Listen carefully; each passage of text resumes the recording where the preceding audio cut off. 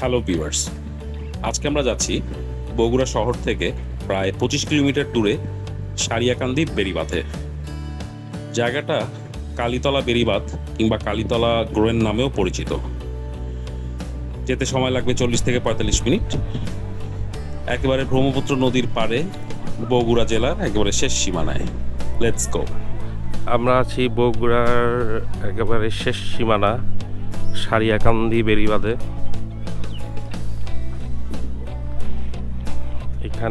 এখান থেকে ব্রহ্মপুত্র নদীর ওই পারে হচ্ছে Jamalpur.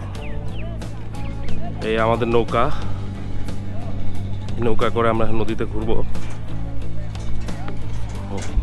Hello guys, we are from Bondhen Bandhavi channel.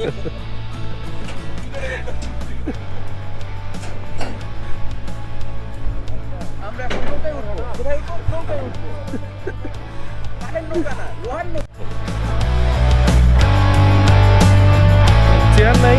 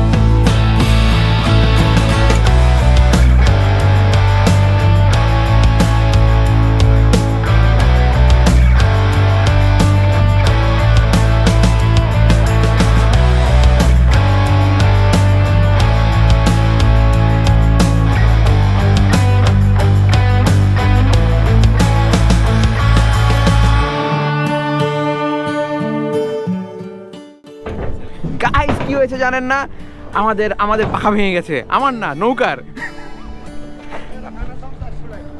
এই যে পাখা ঠিক করতে মামা নামতেছেন নিচে। পাখার দাম 400 টাকা।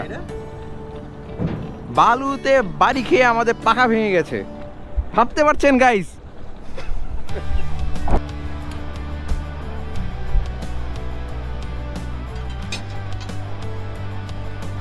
যন্ত্রাংশ নিয়ে আমাদের মামা নিচে নেমে গেছেন হাঁটতে হাঁটতে।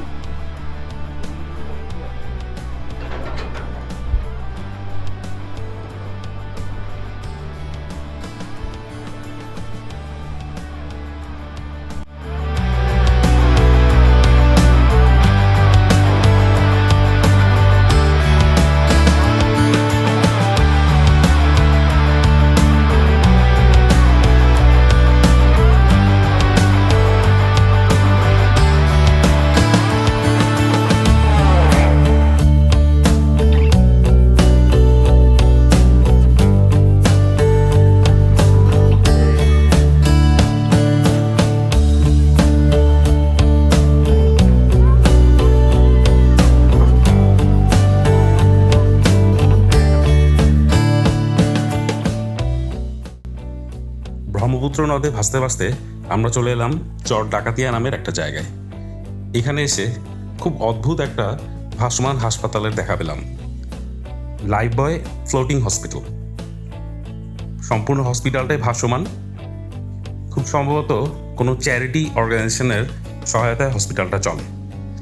বছরে 6 মাস চরাঞ্চলের দরিদ্র গ্রামবাসীদের ফ্রিতে ট্রিটমেন্ট দিয়ে থাকে এই হসপিটাল। চলুন দেখা যাক। হেলিকপ্টার বুঝছি।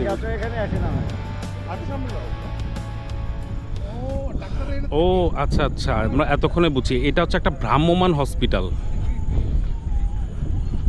লাইফ বয় হসপিটাল আর লাইফ বোট হসপিটাল।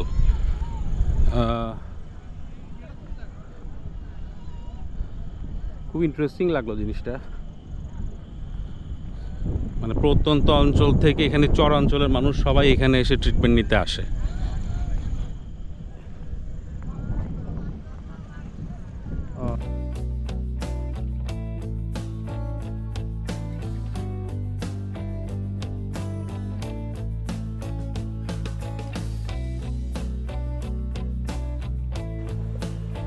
এটা হচ্ছে পেশেন্টদের বসার জন্য ওয়েটিং রুম। আর সামনের ঘরগুলো হচ্ছে পোস্ট অপারেটিভ রুম। অপারেশনের পরে পেশেন্টকে এই ঘরগুলোতে অবজারভেশনের জন্য রাখা হয়। আমরা যেদিন এখানে ঘুরতে আসছি সেদিনও একটা অপারেশন হয়েছে শুনলাম। Very interesting.